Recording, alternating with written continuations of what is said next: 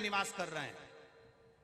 महाकाल के दर्शन के लिए भी नहीं जा सकते, महाकाल के दरवाजे तक भी नहीं जा सकते, महाकाल का शिखर दर्शन भी करने नहीं जा सकते। तो जिसकी नगरी में रह रहे हैं, उस नगरी की भूमि पर जो शंकर का मंदिर हो, उस शंकर के मंदिर तुम्हारे जो मोहल्ले में, गली में, चौराहे पर तुम्हारे नगर में हो, उस शंकर के मंदिर का भी शिखर दर्शन करोगे तो महाकाल उसको स्वीकार कर लेगा। पाप समाप्त।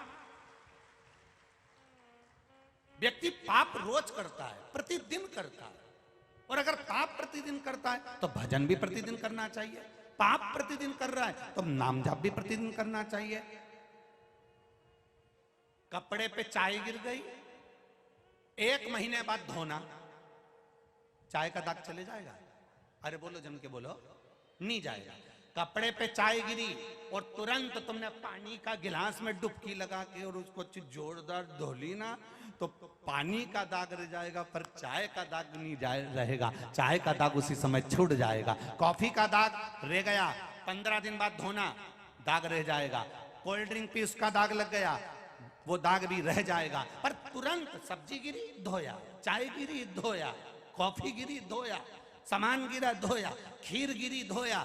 अगर कुछ कपड़े पर गिरा और उसी समय धो लिया तो वो दाग समाप्त हो जाता है। हम रोज झूठ बोलते हैं, हम रोज पाप करते हैं, हम रोज कपट करते हैं, तो हमें रोज भजन करना चाहिए। उसी दिन धुल जाएगा, उसी दिन धुल जाएगा।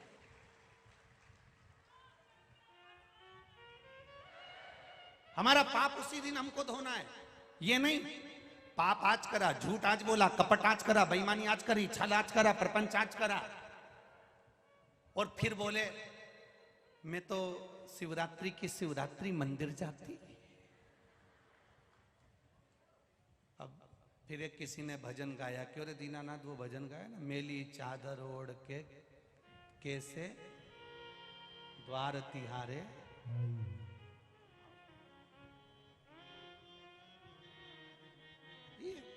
इतना दाग लग गया कि वो अब छूटे कैसे? क्यों? क्योंकि ये कह रही थी मैं तो शिवरात्रि शिवरात्रि जाती, कोई कह रही थी मैं सोमवार सोमवार जाती, कोई के मैं नागपंचमी पे जाती, कोई के मैं अष्टमी पे जाती, कोई के मैं भगवान की जब साई सवारी निकलती तब जाती, कोई के मैं जब जाती। जरा विचार करिएगा, स्मरण करिएगा, अपने भीतर बुद्धि में उतारिएगा। चाय गिर गई, 1 हफ्ते बाद धोगे, दाग पड़ा रह जाएगा। कॉफी गिर गई, 1 हफ्ते बाद धोगे, दाग पड़ा रह जाएगा। खीर गिर गई, 1 हफ्ते बाद धोगे, दाग पड़ा रह जाएगा। पर उसी दिन अगर धो लोगे तो दाग धुल जाएगा। इसीलिए रोज झूठ बोलते हो, रोज पाप होता है। मनुष्य शरीर से प्रतिदिन पाप होता है। श्रीमद् भागवत में तो 4 स्थान पाप के बता दिए। पहला, झाड़ू लगाते समय छोटे छोटे जीव मर जाते हैं, उसका पाप माथे चढ़ जाता है। दूसरा, अग्नि जलाते समय छोटे छोटे पतंगे जल जाते हैं, उसका पाप माथे चढ़ जाता है। तीसरा, कपड़े धोते समय, पानी भरते समय, बर्तन मांजते समय छोटे छोटे जीव मर जाते हैं, उसका पाप माथे चढ़ जाता है। चौथा, अपने घर से चलते समय पांव के नीचे ना जाने कितने जीव मर जाते हैं, उसका पाप माथे चढ़ जाता है। 4 स्थान पर व्यक्ति से रोज पाप होता है। और मोबाइल पर जो रोज झूठ बोलते हो वो भी तो पाप ही है।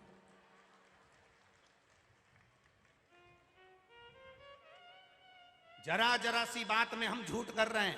दुकान पर बैठकर एक की चीज 4 में बेच रहे हैं, ये भी तो पाप ही है। हम नित्य प्रति पाप कर्म में झूठे डूबे हुए हैं। किसी के साथ छल कर दिया, किसी के साथ बेईमानी कर दी, किसी को गाली दे दी, किसी को अपशब्द कर दिया, किसी का अपमान कर दिया, किसी को नीचा दिखा दिया। रोज का तो पाप कर रहे हैं। अगर हम रोज का पाप कर रहे हैं तो हमें रोज प्रतिदिन शिव महापुराण की कथा को सुनकर वो पाप को धो देना चाहिए। प्रतिदिन धो दो, रोज का रोज धो।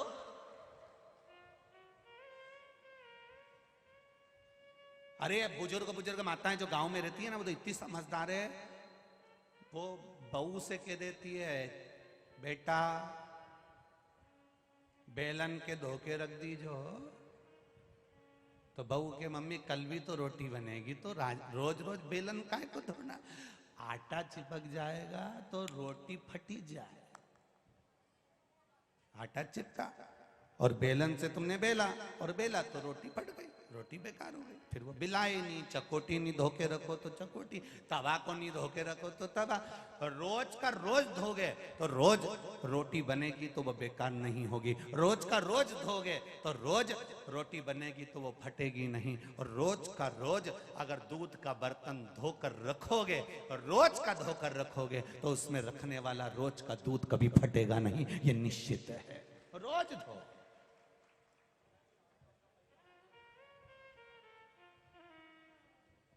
पर हम नहीं धोते।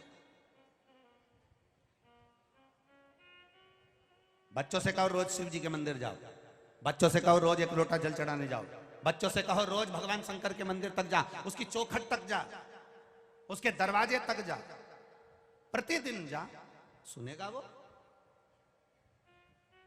एक पत्र है,